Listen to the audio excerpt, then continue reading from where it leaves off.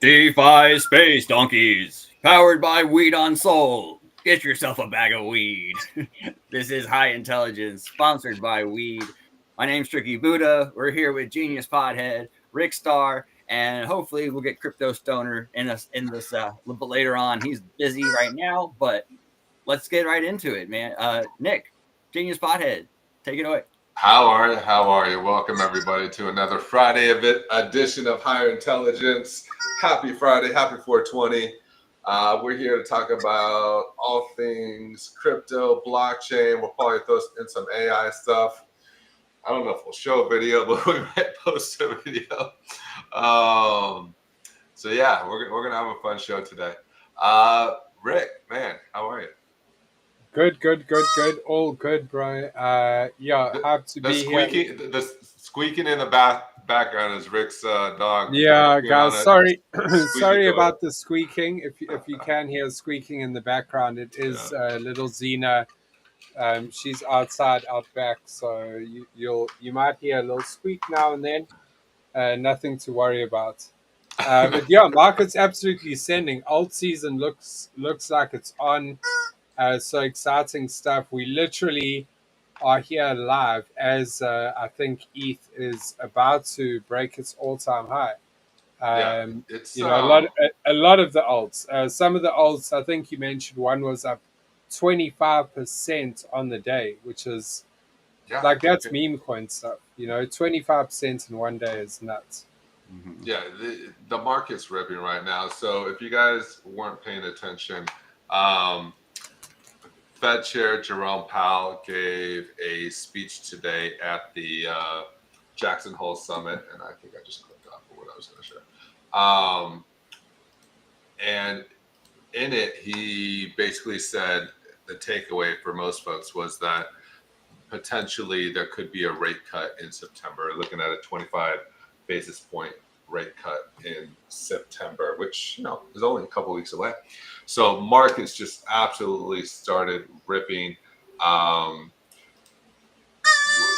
Bitcoin's up 4% on the day. Ethereum is up 14% on the day. Solana up 10% on the day. Chainlink is up 26% on the week. So markets are absolutely ripping right now, which is good to see. Avalanche up 10%. It's funny how and we don't know what's going to happen, right? We don't know what's going to happen for sure in September with the rate cuts, but it is interesting how much that one, a couple of those little comments affected the markets, and we're seeing the crypto market just absolutely ripping right now, as well as the stock market. So in just today alone, over $1 trillion with a T, $1 trillion was added to the U.S. stock market today. You can see there's a lot of green. NVIDIA, of Google, of Amazon, Microsoft, Apple, Meta. I don't know what AVGO is. But a lot of green in the stock market, over $1 trillion added to the U.S. stock market today. In crypto, what is crypto up? They're up. The crypto market's up 5.8%. The market cap of crypto is up 5.8%. So what do you guys think? Is this the start of the bull run? Are we going to see up only from here going into the end of 2025? Or is this kind of an overreaction by the new, buy the news, no, buy the story, sell the news type of thing? Where do you think we go from here? We'll start with you, Tricky. I think it is a little bit of an overreaction. I don't feel like even a 0.25 basis points, it's not gonna do anything really, considering how much this market is moving. It seems a little bit irrational. Yeah. But these were bound to pump. So is this the start of this? It's weird how Bitcoin still went up like 4%, but didn't really move as drastically. But all the cryptos have basically the same looking chart right now. Yeah, I mean, when you look at a lot of hype. You look at Ethereum close to all-time high. BNB just reached a new all-time high of $900. Oops. is Ethereum? Ethereum was just hit over 4,800, so very close to its all-time high. And what did we saw this post earlier where it gives the predictions for Ethereum price at the end of 2025. 88% chance that it reaches $5,000, which of course is only $200 away right now, but 55% chance that it reaches $6,000. So it's going to be interesting to see how the rest of this year plays out. We are seeing a lot of interest in Ethereum from different, ETFs, from different, instead of a Bitcoin reserve strategy, a lot of companies are now adopting an Ethereum reserve strategy. So it's interesting to see how this all plays out and where we go from here. But the markets loved what Jerome Powell had to say this morning, and again, they think a 25% basis point rate cut is already kind of penciled in. And I think anything that or anything more than that is going to absolutely send crypto for the rest of 2025. I don't know, Rick, what do you think? Do you think this is the start of the bull run, or do you think this is just a news event that got overblown? I think that it could be the start, but I think that we have to take into account that there's always that lingering danger of some black swan event. With the way that the world is right now in terms of like politics and there's a lot of heat at the moment. Not just with USA, with between lots of different countries that are busy having some sort of conflict.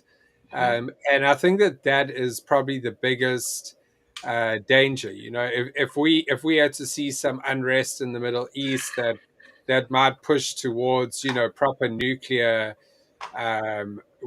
warfare, that would be a black swan event, Yep. and it would send all markets tumbling. So I think that while it's very good to be bullish because we know where this is going long term, we also have to realize that the world's macro situation is not the best right now. There is a Right. lot of tension and a lot of areas where I feel like we're almost on a knife edge.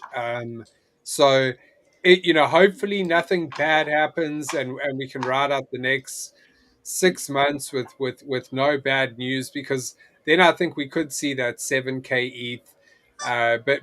Again, this is as with everything, we have to remember that there is a level of gambling to this, because the market could tumble, it could go up. Now, if you're trading long term, is it really a gamble? Not really, because you're Right. not relying on those swings to make you a profit. It's more of like, over the long term, do I think that like it's going to go up despite the ups and downs? Will it end up way up from where it is right now? And I think with Bitcoin, Ethereum, all of these things, yes, 100%. But it is a gamble. End of the day, we don't know what can happen, and you see ETH at this price, and I think that a lot of us from 22, 21 kind of get PTSD, Mhm. because whenever any crypto, and we saw this with Bitcoin, there was a lot of resistance at 100K, because that was kind of the line. Mhm. And I feel like we've made this line with Ethereum of this all-time high 5K, um, where we looking to get past that, and I think we're going to have a lot of up and down, up and down, up and down before we actually break through.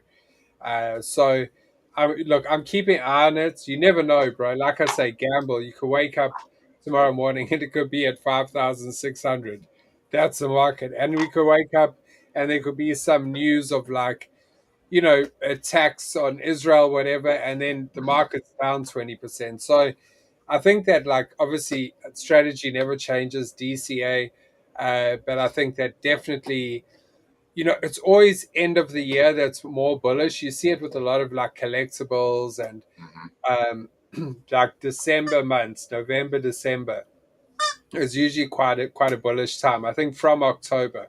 So what happens in the next month is going to be interesting, because if nothing bad happens in the next month, I think we've got a lot of room to pump up. So yeah, man, exciting time to be in crypto, and hopefully we just keep seeing those new all-time highs. I haven't heard the taxi driver speaking about crypto yet, so I'm not worried.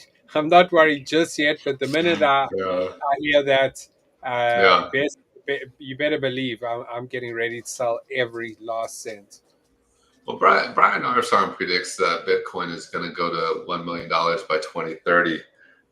You made the point, like whether you're buying in today or buying in at 110 or 120, DCA in as much as you can, as often as you can, because I think most people agree that Bitcoin in 5 years is going to be much, much higher than it is today. I don't know if it'll be a million, but could it be 300,000, 400,000? Yeah, I think so.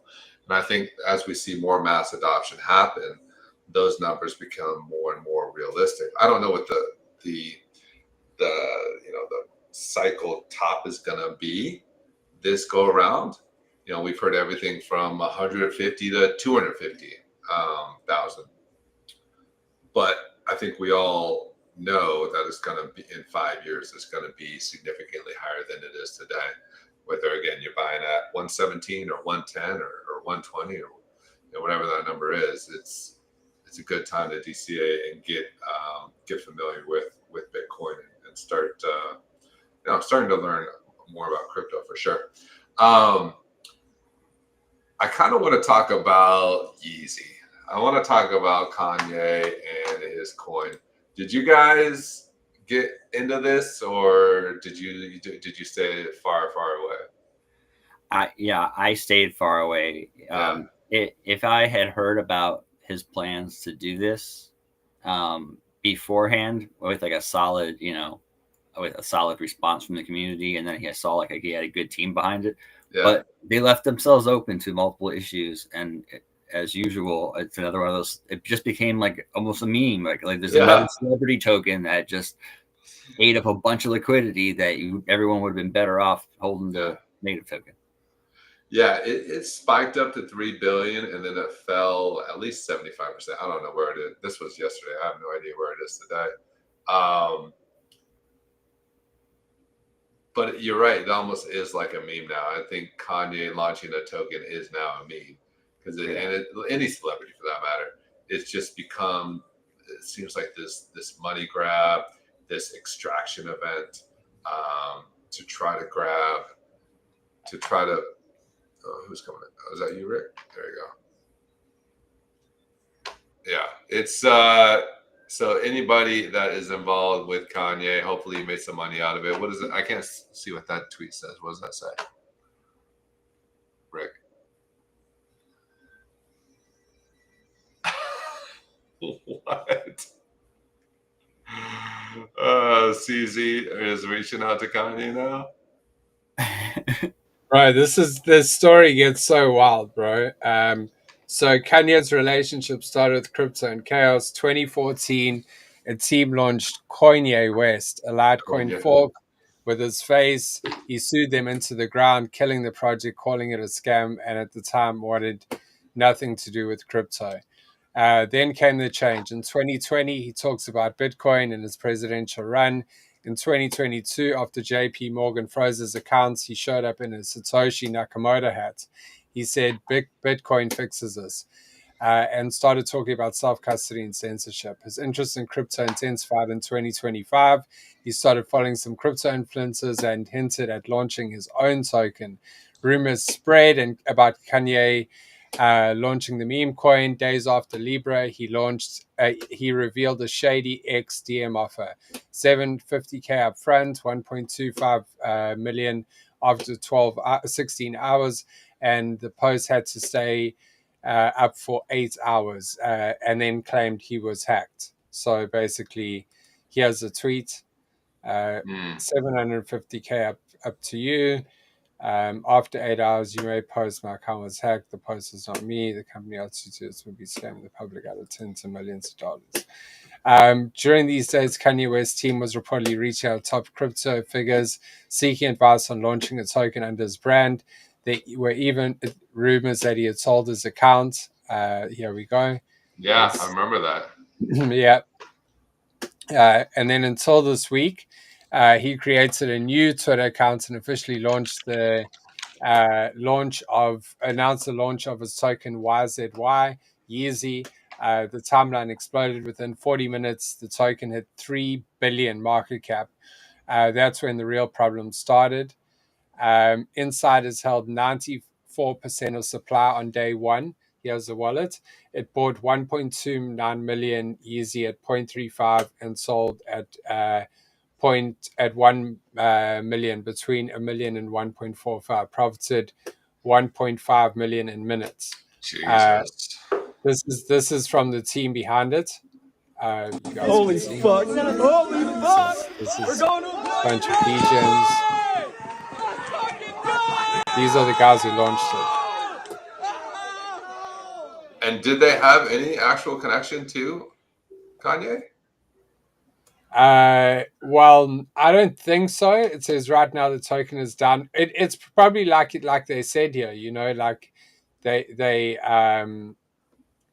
paid him or whatever to The official Yeezy token just dropped. Like, is that we were having this conversation earlier? Is that AI or is that real? Right? I mean, this AI to me. This is so true. 94% of the supply was controlled by insiders. Wow.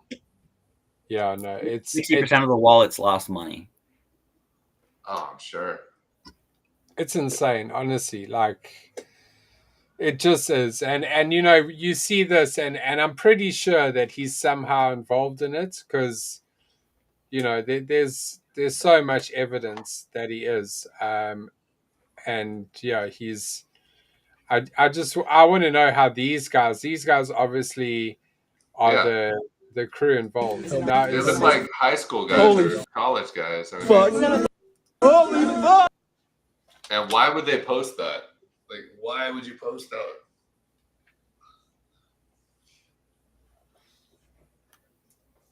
Yeah, it's wild. Crypto, we were talking about this earlier. There is zero accountability in crypto. It is legit like the wild, wild west.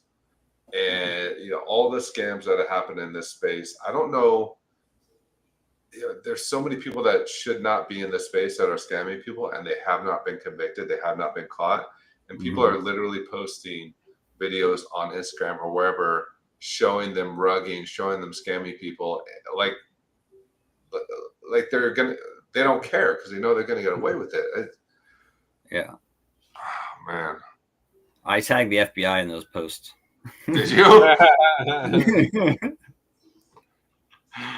Oh, man. Yeah, bro. But I mean, this is just one. Like, how many have we seen? You know, like Libra and all these different ones for millions and millions. I mean, the Libra one was just out of this world, bro. You even had a president involved. Like, bro, what the fuck? So, you know, we see no accountability for it, and I just want to see if it does come. You know, if eventually it does catch up with these guys, and I hope it does. You know, because that might just put fear into people that are out here, you know, taking millions of dollars from people is just wild. So yeah, man, I'm honestly, I'm interested to see what happens here with this Kanye West token, because this is big, you know, this is massive. 1.5 million these guys extracted, and that's just the one wallet. You know, look how many of them there are. There's a whole bunch of them. So yeah, we talk about mass adoption a lot in this space, and I understand why people think crypto is a scam when you mention crypto, because of this type of stuff that happens. Do you think this type of stuff prevents mass adoption? Do you think that's part of the reason we're still stuck in this kind of pseudo phase of people believing that blockchain and crypto, that there's real tech behind it that can, change people's lives, or do you think they're independent of each other? It's a huge opportunity, but it's a minefield, right? Yeah. With the current, current regulation and how much policing there is, if you're taking millions of dollars and it still takes like 3, 4, 5 years to get prosecuted. Like they're just robbing people for 5 years. They're holding everything back. Yeah. Yeah, I did hear a story. I did see a little side story, sticking with Yeezy for a second, that he wants to try to use Yeezy within his fashion brand, and that he's going to use the Yeezy token as an airdrop for anybody that buys his clothing line, which would be an interesting kind of flywheel effect. Like, can he get people to buy his clothing with the promise that they're going to then get airdropped a Yeezy token? And will that create this momentum for that project if he's truly, behind it and involved, which will be interesting to see how all that plays out. I mean, if he is involved, he'll probably have to answer to the FBI. Yeah. But yeah, why would you deploy your token like that if you are Yeezy, if you're backing it with your reputation, right? And you have money to put into it. Why don't you just provide your own liquidity and launch the token yourself? That's what I don't understand. It seems so short-sighted. Yeah. Right. Yeah. It looks legit. I mean, look, it's from his account. Yeah. He has the link. CoffeeZilla's even commented on it with a bunch. It's legit. It is legit from him. It's crazy. Yeah. I just was like, I stayed away. I'm like, no, I'm not tempted. Yeah. I'm not tempted at all to go get another celebrity coin right now when the market's about to rip. Well, you know what it is. Also, it's there's always insiders, right? Like for sure, those kids that were busy buying there know someone that told them to fucking go and get the token. I mean, that's how the shit works. So if there would have been whispers, it's kind of like when. Maybe like betting, like maybe there's a tip on like some sporting event, and then everyone goes and starts. It's the same thing. Like they know the guy's got a broken ankle, so they all go and start betting on the other fighter. It's the exact same thing. It's like you can't lose, and you get this insider information, and then you can just go and fucking buy it and then dump it like 5 minutes later for profit.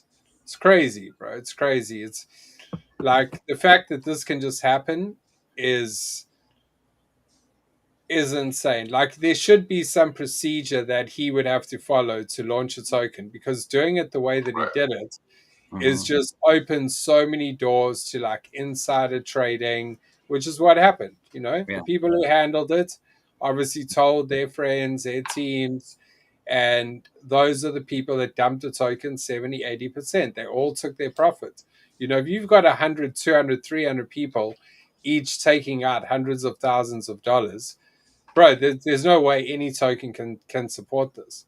So well, the precedent was set by Trump, right before he went into office. Yeah. Launching his own coin, launching Melania and the Libra. I mean, it seems like scam after scam after scam after scam. Yeah. So I understand why. Yeah, it literally is. I mean, the wild, wild west snake oil salesman, right? And it's never ending, and it seems like there's no accountability, there's no repercussions. It's all insiders. Where again, I just think it's short-sighted. I think Kanye could have built something truly, sustainable if he had done it the right way with the right team and the right advisors, and really created this flywheel effect with his fashion brand and his music, and created this whole kind of ecosystem around him, which everybody knows Kanye loves to be, the center of attention. So I don't know. It just seems like such a missed opportunity, a wasted opportunity, and he could have actually done something really good with it and been really successful with it. Instead, it's another pump and dump from another celebrity, which is just crazy to think about. Well, Yeah. I think that's what CoffeeZilla said to him. Like when he wanted to launch the token, it was something to that effect. You know, I can't exactly remember what it was, but what I wanted to say is that you see things like this: EU speeds up plan for a digital euro. Bro, this is how they get rid of like cryptocurrency. You know, they create their own cryptocurrency, Yeah, and then our cryptocurrency isn't valid anymore. You yeah, know, yeah. it becomes like not this Preferred, is yeah, not the yeah, the preferred method. preferred one, yeah, Yeah. exactly, for governments, and because they on the inside, like they're Well, not on the yes, inside of Bitcoin, but if they right. go and they launch these coins and these stable coins, they're going to be the creators, so they're going to hold all the power, and this is where like us as individuals have to say no to this shit, because you know, it looks all good in paper, like yay, mainstream adoption. This does not help our cause at all, because a digital euro devalues Bitcoin. Well, I think what it does too, like you said, it's not their, it changes the preferred method of payment. So if you want to pay your taxes, you can't pay it in USDC. You have to go buy the EU coin, or you have to buy the United States CBDC. So then it creates all this volume and all these fees by people exchanging USDC for a CBDC or a euro, that you then have to use to transact, which is kind of interesting by itself. But it's, we've come a long way, and I'm going to share my screen real quick.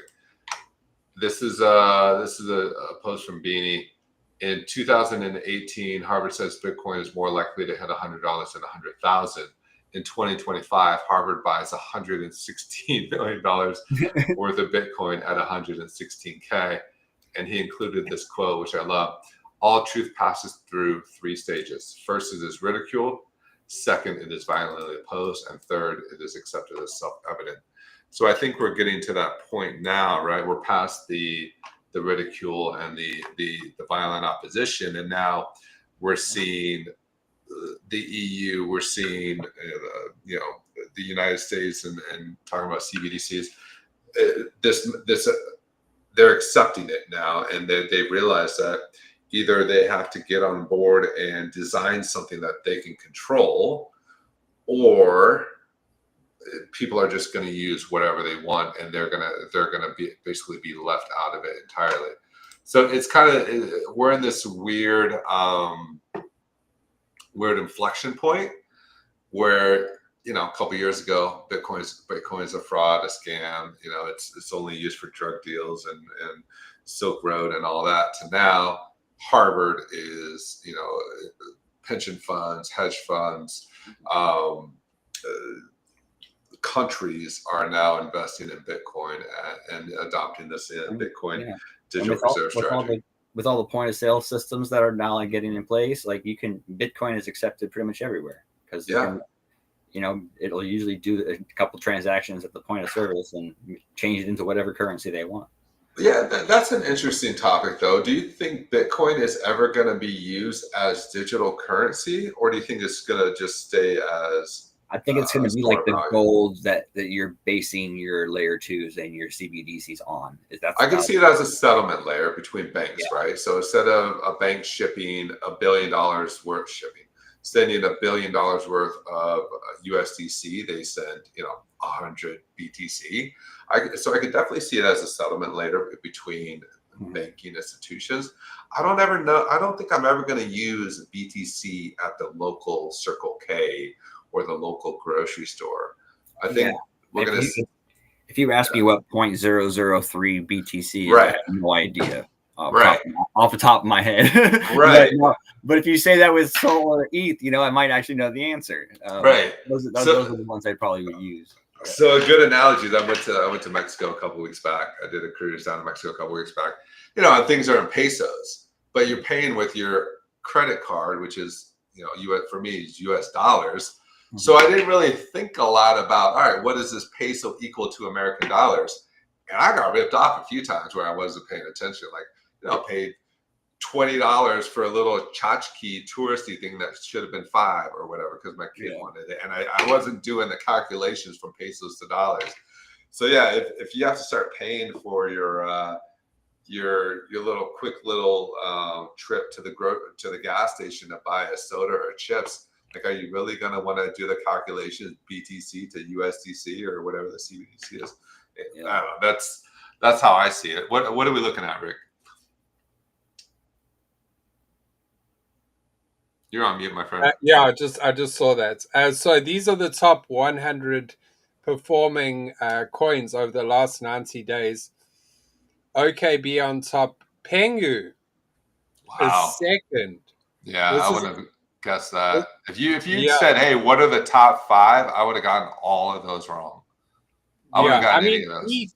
I didn't even think ETH would be in the top 7. Like, ETH is up 90% over the last 90 days. Is it really? SPX as well, up 66%. There's some big ones there. Say XLM. Arbitrum up 51%. Is that Tron? Is that Tron? BNB. Yep. But then I was also looking at this. Look at the altcoin season charts. It's just all of a sudden just boom, cranked right up. Yeah. So altcoin season yearly high was on last December, which was when it kind of pumped.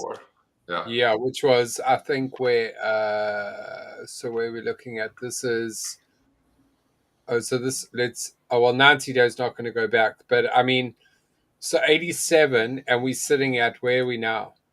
116. We're at 49. Oh, and I'm sorry. I'm thinking Bitcoin. So we're still a ways away from altcoin season then. Shout out to Chris Stoner. He's in the comments there. Is he? Good luck, buddy. Good luck. No. What? Pull him up. Pull him up. Can he's in the comments. Yeah, he's out dealing with some IRL stuff right now. Yeah. All good, man. Big love, Stoner. Check at the Fear and Greed dropped down to 46, bro. Look at this, bro. What is going on here? Interesting. So yeah, people are scared off by the potential rate cut and the crypto market ripping right now. And probably also the stock market ripping as well, right? Yeah. I mean, look at the total market cap as up 6% on the day. Right. That's nuts, man. 6% That's crazy, on the bro. day. On the total market cap. Yeah. So we in very bullish territory, but can we hold these lines? I really hope so. I don't know. Bro, I think that's why, like, the DCA is just the best way. Yeah. Over time, you just buy your 0.1, 0.5 ETH or whatever your increments are, and when it goes up, you keep buying. When it goes down, you keep buying. You just keep buying, but just over a long period of time. I think that's like the best, because then you'll find like a median price, right? Right.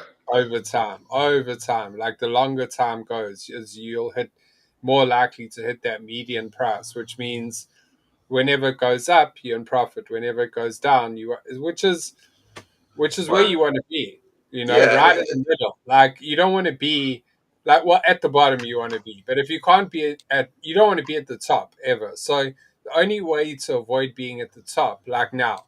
So like now, if I wanted to go in and go and buy Bitcoin, right? Or let's look at an alt. Let's look at Ethereum, right? If I wanted to buy Ethereum now, you would think, oh, you crazy, but you're not, because you can buy it today, and then you can buy it tomorrow, and then you can buy like the next week, and then as it's dropping back down, you're still buying. So your average price will end up being like in the middle, like over time, right? Unless it just keeps going straight up, which is not, like, it's not feasible. So it's going to go up and come down and go up and come down. But if you just keep buying the same amount over time, your average price should be close to the middle, right? Right. Well, I think a good example is you back up to the last cycle, the last top, right? Right there. Just move your mouse over. Cool. So even if you bought the top right there and you DCA'd from that day forward, so what day was that? What that was 23 or no, 21? Yeah, 21. November 21? Yeah, So November let's 20. say you DCA'd whatever. You can do once a week, once a month, once a day. But you DCA'd $1,000 a week, for example. okay. Right? From that point forward, your average, right, if you look at it, would be well below where the high is today, right? Well below. If you're DCAing every day. Look at And this. Look at this down here, bro. Exactly. Look, you would have caught it at 1200? Was that right? It went or down no, it went below 1,000, didn't it? Yeah, it went to like 900 and something. Right. So you would have caught it at 900 and 1,000 all and along here. Look, for months, bro, you would have Correct. caught it low for months and months and months. Look at this, 900. Right. Oh no, I'm wrong there. Wait, so let's go back here. I'm sure it dropped below 1,000, but anyway, it did. I remember it did. Yeah. Yeah, but I mean, and then you will catch these highs, but then guess what? The next week you're catching this low, and then you'll catch it out. So I think that's like the lesson that I've learned from a lot, like now from being in crypto for since 21. But it takes time to learn that lesson, and even when people tell you like DCA, it's hard to like understand that concept. It takes time to like understand that DCAing is the smartest way of buying crypto. I'm not saying there isn't flips. There's flips and, buy today, flip next week. But building wealth has to be done over time with like solid buys, I think. That's the way I think of it anyway. Play the average. I agree. Yeah. It's a long-term view for sure, right? You're not buying $100 worth of ETH today to sell it tomorrow. This is a 5-year, 10-year plan, maybe even longer for a lot of folks. And if you stick to it, then at the end of the day, you're going to come out way ahead. I forgot what I was just going to say. I don't know. It'll come back to me probably as soon as we go on to the next subject. I don't know.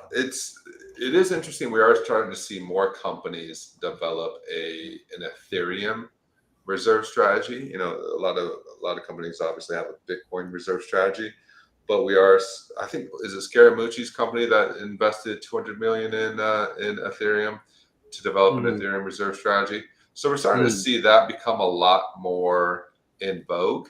And I think it's because people want to diversify a little bit outside of Bitcoin and have a little, just have a little bit of exposure to Ethereum, a little bit of exposure to Solana, maybe even XRP.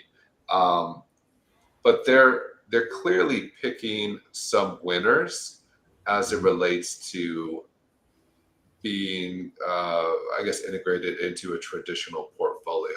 Obviously, Bitcoin is the leader. Ethereum, we're starting to see some Solana. We're starting to see, I think there was a proposal for a Dogecoin ETF by, I forget who it was by. So Grayscale. Was it Grayscale? Yeah. So it is interesting, this full circle adoption of crypto, even a Dogecoin, like Grayscale applying for a Dogecoin ETF just cracks me up. Yeah. But we're seeing it, and we're in 3, 4, 5 years,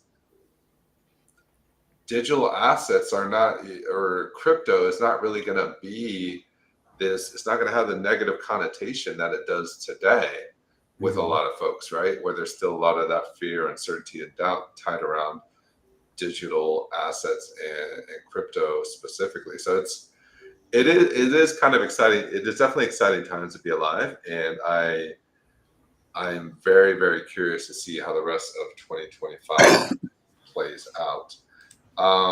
What about this? This is a question. What is the chance of crypto becoming a major backbone behind financial institutions and businesses. I think But it will be. I think it yeah, will be. It already is a little bit. yeah, no. But the public doesn't ever need to mess with it. The public, Right. it's kind of like a tech that the public doesn't even worry about. It's Yep. like stocks, like some of the public care about stocks, but most of the public they don't even trade stocks. Like most people don't give a shit about stocks. And Right. is that maybe what crypto is? Because, like we always say, like mainstream adoption, and in our heads, it's like, oh, we're going to go to the grocery store and use it. But I'm like, what if this just stays as a backbone? And yes, some countries adopt it and some people use it as like their workflow and what integrate into their company. But primarily, it's the backbone of the whole financial system Yeah. worldwide. And that's where I'm like, like we have to hold certain positions in order to have exposure to that outcome. So it would be like Bitcoin and the majors. Right.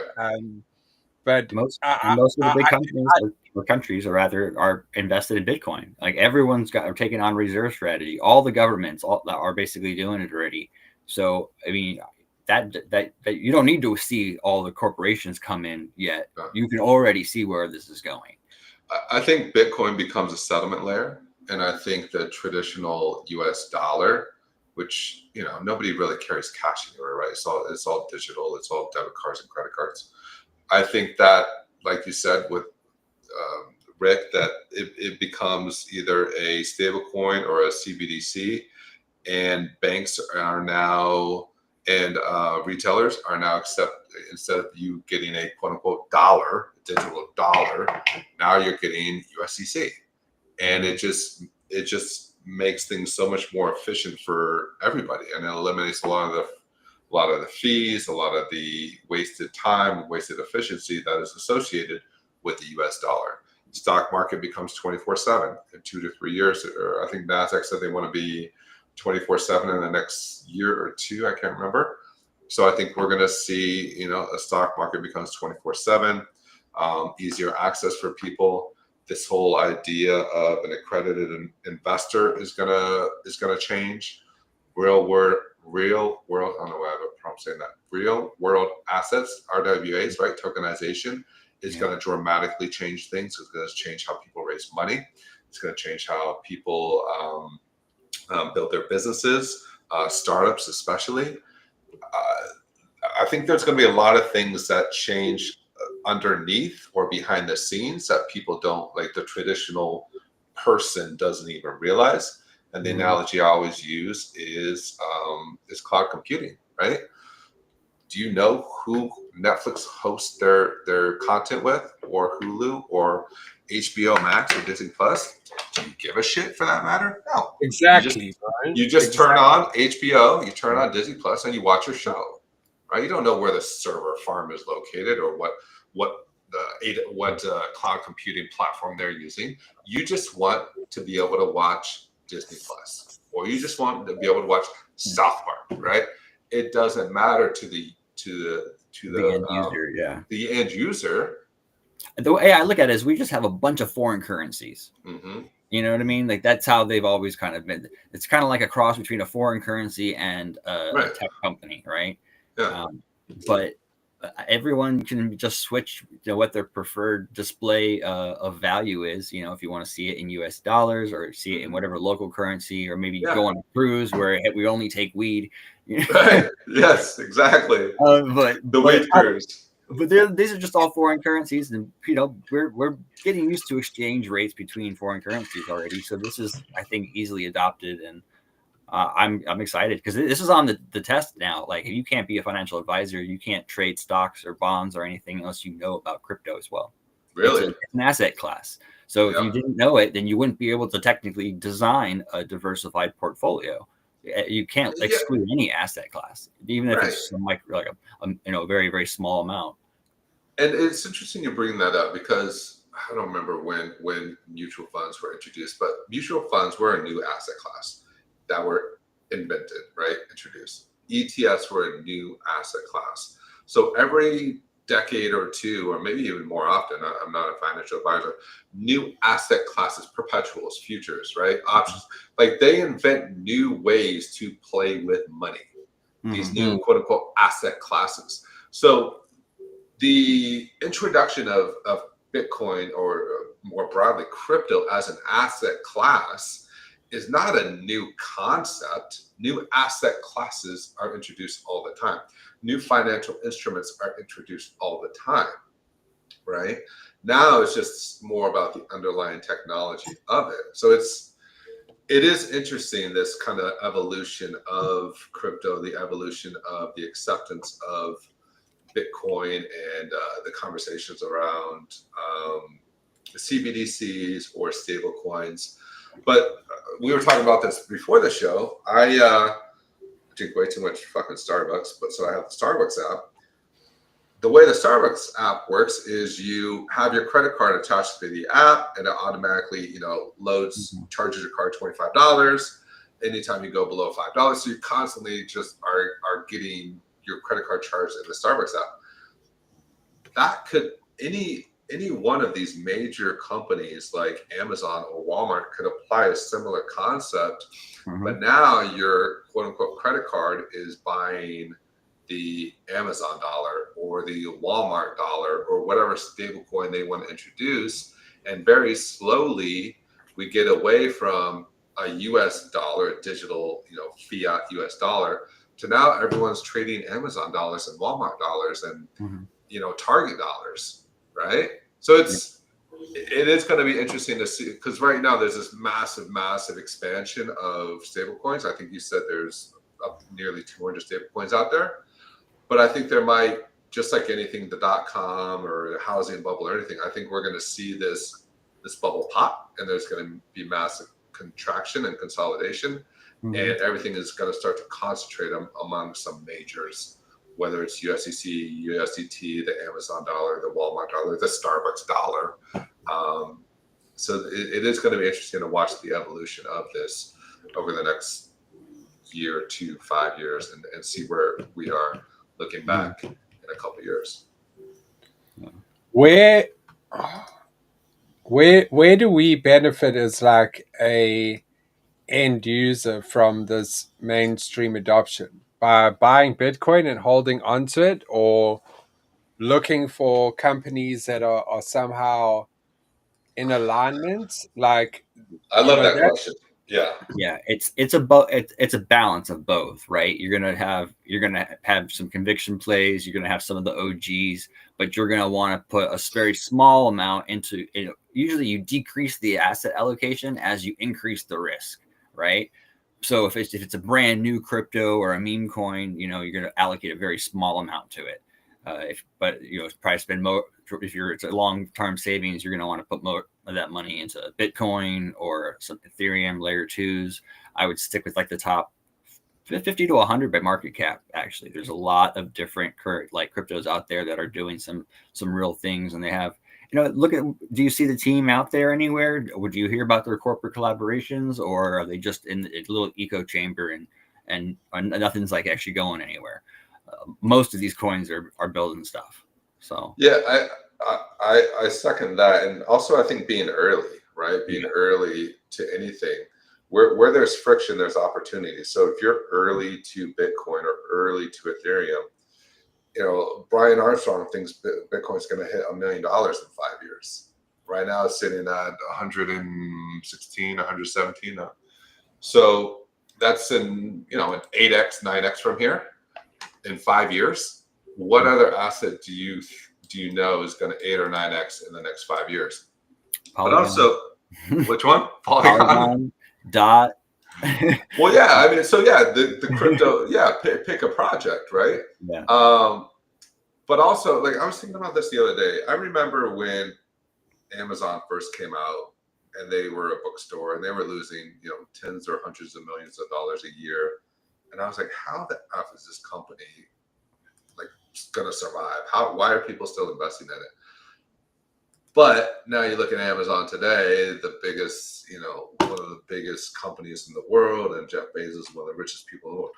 It's how can we take whatever the current technology is, which for Amazon was at one point just selling books, and turn it into what it could be in 10 or 20 years, which Amazon now sells everything, right? And how and developing either an ecosystem around a Bitcoin or an Ethereum or any other crypto project, or developing the picks and shovels, right? We are in a digital gold rush, right? There's a lot of gold out there with Bitcoin and Ethereum and Solana, but what are the picks and shovels? What are their companies around those L1s and those ecosystems that are building the picks and the shovels for those spaces, right? So that's where I think there's a massive opportunity, is to develop the picks and shovels for those different L1s. And I mean, a lot of that is like marketing, events, building projects that kind of bring people from cross chain to work together on things. Yeah, I mean, cross chain right there. There's an opportunity, right? Yeah. Who wants to think about sending something cross chain? I fucking don't. I got burned several times by trying to send something from one chain to another, and I was like, well, shit, my money just. So everyone should take an equal amount of weed coin and whatever your favorite stable coin is, and set up a two-sided liquidity pool, and there you go. Lock it with a cheap fee, so the computer gives you the transactions, and just leave it there for as long as you wanted to hold it. You can lock it up for that long. There you go. It's I mean, like I said, the whole cross chain thing, nobody wants to think about that. You should just, like Zelle right now, right? You type in somebody's phone number and you send it directly to them. You're not worried about cross chain. You're not worried about, hey, I'm at Bank of America and you're at Wells Fargo. You just send the money. So and already OpenSea already, you can go now buy my DeFi Space Donkey in Solana. There you go. Like, you can pay anything now. It's great. There's like, they just keep on incorporating more and more. We're almost there. We're almost to the point where people won't even have to know about the chain. You know what I mean? Like, they'll know they got a certain themed, coin for their birthday, or from a friend or whatever who's into that. But they'll just like, well, it's I know it's worth. I can exchange it for money, and it's in my phone. Like, that's all I get. That's, you know what I mean? And it works. That's all that matters. Like, do you care how a bond works? Do you care how a CD works? Do you care how an ETF works or a mutual fund works? No, you just buy it. You're like, hey, I'm investing in this digital this asset class, or this digital product, or this financial product, and I just wanted to make money, right? So I think that's very. I was curious though. I got a finance degree just because. Well, I know you did, but but the average person is not. Yeah, they don't need to know the details of how it works. Yeah, they don't need to know how the sausage is made. Yeah, exactly. So they just want some tasty sausage. And if you look up, man, like a Polkadot up there is still like 1/11th of its all-time high, and it's on that ETF with some of the meme coins, including Doge and stuff. Is it really? Yeah. Yeah, Polkadot's 33rd. It was a top 10 last cycle, wasn't it? Yeah, I've been DCAing into that one for a minute. We've broken 200 on Solana. We went almost up to 202, 201.75. I don't know. I'm just waiting for that 1 or 2 week period where Bitcoin just rips like 20%, and then the rest of the market rips like 40 or 50%. Yeah. And then people just start, and then the news starts covering it. And then Trump starts talking about it. Then South Park starts making, memes or TV shows about it. It could get really, really wild very, very quickly. Yeah. Look at that chart, though. I like ApeCoin, bro. At this price, it hasn't actually seen. If you go look at like its all time, like its all time was $23. So not saying, but it's at 65 cents, bro. Like, even just look in the last year. Now this is where I find it interesting, is that if we go to OpenSea over here. And you look at Bored Apes here, this is where it gets interesting. Bored Apes right now, over the last 30 days, are around even, right? How much do you think a Bored Ape costs right now? I can't see what's the floor right now? 11. No, but don't work it out. USD value, just like, in your head. Like 50,000. 52,000. $55,000. Oh wow, yeah. Because ETH has been pumping. Because ETH is up 90% in the last 90 days. Bro, but you would think that over 30 Yeah. days, right, they would be down because it would adjust to, but No, they're not. yeah. Bro. Look, 8% is nothing when Ethereum's pumped almost 100%, bro. Right, and that we talked about that a little bit last week, where people are seeing these red numbers.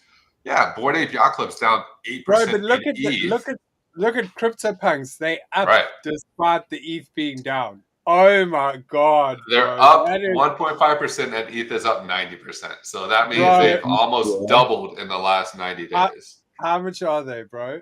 How much are they? How much is one CryptoPunk? 200.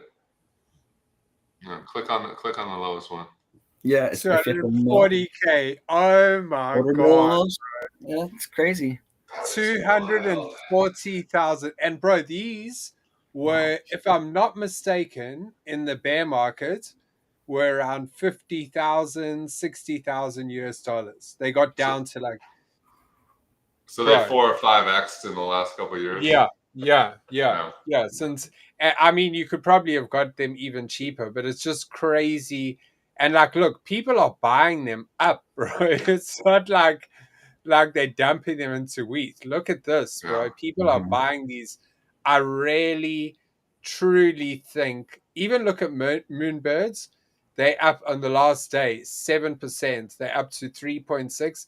A Moonbird was, I'll tell you, over. It was down at like, look at this, 0.4, 0.5, even all the way down to like 0.3, 39. And at that time, ETH was only like $2,000. So it was like, bro, it was like $600 for one of these. $600. Now look how much they are. $600. Now they 17,500. Oh my gosh. Bro, crypto is wild. Bro, that's what I'm saying, but no one's talking about this. And you know what happens when ETH gets high, even a low floor price like 0.02, 0.01 is still $50, $100, which is very achievable for any project. So that's why you see the NFT bull run. It's the same as the last time. ETH pumped, and then we saw the bull run, because when people see these numbers, like a Moonbird worth $17,000 or $18,000 with a floor price that a few months ago was, if an ETH wise, this was like $6,000, $7,000 in USD value. Sorry, in USD value. It even went down to $600. Now it's 17. So now people will go and say, oh my God, do you know, I turned $600 into $18,000. And that, to any normie, they want to know. Do you know what I mean? Yeah. You go tell any normie, I turned $600 into 18,000. They're gonna listen to you, bro. Yeah. And that's how it starts, bro. It all starts from here. People making videos. Oh my God, look at these gains. And then bang. So I think, honestly, as soon as you see that the big runners, like look at this, CryptoPunks, over the last 24 hours, volume is up 460% with just sales. Sales, no wheat. Look, Pudgy Penguins up. Wow. Moonbirds up 60%. In the last 24 hours, Bored Ape Yacht Club up 37%. Azuki up 70% because they launched that drinks token. ETH is up 15% right now, and Sol is up 11.5%. Wow. Did it just break an all-time high, or no? Ethereum is currently sitting at basically its new all-time high. It's all-time high. 48.83 is the high. Incredible, bro. Incredible. 48.91. It says was the high. So they're so we're 30 away. $30 away. $30 away. Yeah, it could happen. Wow. bro, if you had told me in June, 2 months from now, ETH will be at its all-time high, I would have said you crazy, bro. Right. Like, remember But where hey, we were, that's bro? crypto. That's That, crypto. that is It's kind of where we thought where we were kind of seeing it, though. I Yeah. mean, bro, even Bitcoin, like Bitcoin's a little bit different because we've seen it hit all-time highs, like so often. But like, so let's look at Sol, right? If I'd say to you, Sol will be at its all-time high within a month or two, right? And let's see where that is, right? Because it's 260. That's very plausible. Do you know what I mean? Mhm. Even in the Yeah. next, even in the next, as long as 2 nothing months. goes. Yeah, bro. I mean, that's the thing, is that all-time high thing, right? So people love to see that as a benchmark. And I think that like holders will hold for that benchmark. I think that like it can kiss 250 like it's done here before, and we might see a drop off afterwards. Maybe not so violent like this, but I think that like it hitting 250, I can very much see it doing, which is still a great gain from you. It's a 25% gain, Yeah. the diehards are going to buy it, hold it till double that all-time high. I think this goes back to the conversation, right? Do you want to buy Bitcoin at 117, 110, or 120? In 5 years, it's not going to matter. Do you want to buy Solana at 200, 190, or 210? In 5 years, it's not going to matter. Crypto definitely changes your sense of your perception of reality as it relates to kind of money and financial instruments. It's now I think of what my money's doing in the stock market, and I'm like, man, if I just put it all into Bitcoin, right? It's no, you can't, bro. That's the thing. I know you can. I know you can't. But even with Bitcoin hitting, dropping 50%, if I had invested it all 5 years ago and Bitcoin drops 50%, I'd still be up. Right? Which is wild to think about. I get what you're saying. I get what you're saying, but like, bro, I think that like companies will always take like a portion of what they have and put it in crypto, but they're never going to put like their full bankroll. Like, and that's the thing, is that you would never even do that with gold, right? Because it fluctuates. So I think that it's just one of those things that Bitcoin will always be like a strategic reserve, and it will be good for like storing like gold. But I think that YOLOing your whole bank account into crypto, like Saylor probably, Michael Saylor's probably got like 99% of his fucking net worth in Bitcoin, which I think is nuts, bro.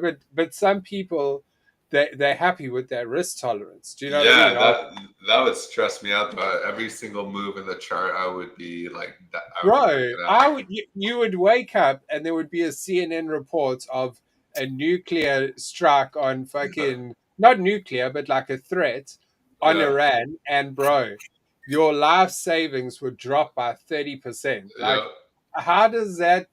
Or like your company's net worth would drop by 30% just because of like one news incident. You can't live like that. But I think that definitely that'd be too stressful. That'd be way too that's stressful. why like the DCA thing is the way, bro. Is that like you take a portion, you put it there, you put it there, you put it there, and over a long period of time, you build like generational wealth. But like, I hate swing trading, bro. I think that swing trading's way too stressful, bro. Like, I sit there and I like watch the charts, and I can't be like watching charts and shit like that because it takes too much of your energy. So for me, I find a lot more value in like just DCAing, right? So just having a bit of cash, and then like I'm gonna buy X over this, and that doesn't stress me out. Never. It does stress me out when I take a big chunk and then buy, because then for the next few days I'm like watching it like, oh my god, like I'm $400 or $500 less than I should be if I just waited, because of the inside trading of like stuff and like just how information travels. It's like it's never fair for the average person. Like the average person is way better off just DCAing in and not messing with it.